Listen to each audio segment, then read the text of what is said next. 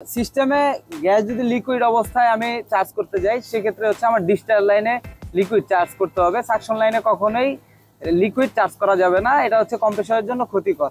আসসালামু আলাইকুম, নতুন একটি ভিডিওতে আপনাদের সকলকে স্বাগত জানাচ্ছি। আমি হেমায়েতুল্লাহ। আজ চলে আসলাম একটি এলসিএসসি 5 টন আউটডোরের কাছে, যেখানে আপনারা দেখতে পাচ্ছেন এখানে ভ্যাকুয়াম মেশিন রয়েছে এবং গ্যাস রয়েছে, সাথে হচ্ছে ওয়েট মিটার রাখা আছে।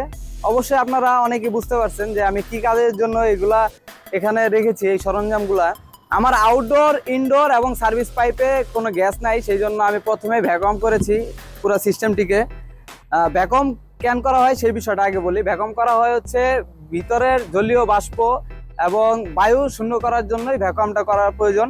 আমি পুরো সিস্টেমটি হচ্ছে 2 স্টেজে ভ্যাকুয়াম করেছি। প্রথমে হচ্ছে 1 ঘন্টা ভ্যাকুয়াম করার পর 10 মিনিট রেস্ট দিয়েছি এবং রেস্ট দেওয়ার পর আবার 1 ঘন্টা ভ্যাকুয়াম করেছি। এখন ভ্যাকুয়াম যেহেতু আমার কমপ্লিট, এখন হচ্ছে আমি গ্যাস চার্জে যাব। গ্যাস চার্জের জন্য প্রথমে আমার মিটারটি বন্ধ আছে, আমি হচ্ছে ভ্যাকুয়াম মেশিনটি খুলে ফেলবো।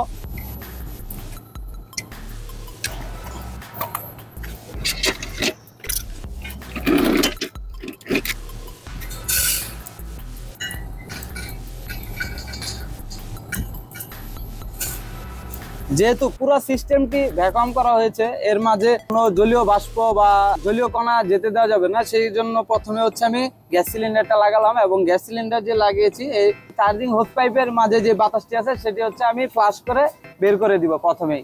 তাহলে প্রথমে হচ্ছে আমার গ্যাসটি একটু ছাড়তে হবে সিলিন্ডার থেকে, ছেড়ে সিস্টেমে গ্যাস যদি লিকুইড অবস্থায় আমি চার্জ করতে যাই সেক্ষেত্রে হচ্ছে আমার ডিসচার্জ লাইনে লিকুইড চার্জ করতে হবে। সাকশন লাইনে কখনোই লিকুইড চার্জ করা যাবে না, এটা হচ্ছে কম্প্রেসরের জন্য ক্ষতিকর। আমি যেহেতু লিকুইড চার্জ করব সেক্ষেত্রে হচ্ছে আমি সিস্টেমের ডিসচার্জ লাইন দিয়ে লিকুইডটি চার্জ করব। এখন হচ্ছে আমি সিলিন্ডারটি ওয়েট মিটারের উপরে দিয়ে দিব, হোস পাইপটি ফ্লাশ করে দিব।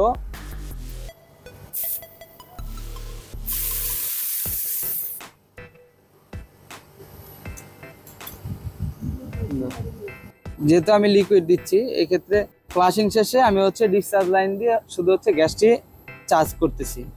খুবই আস্তে আস্তে লিকুইড চার্জ করতে হবে, যেহেতু আমার পুরো সিস্টেমটি ভ্যাকুয়াম করা। যেহেতু গ্যাস চার্জ করা সম্পূর্ণ কমপ্লিট আর সম্পূর্ণ ইউনিটটি ভ্যাকুয়াম করা ছিল, সেই ক্ষেত্রে হচ্ছে আমার সম্পূর্ণ গ্যাসটি একসাথেই চার্জ করা গেছে।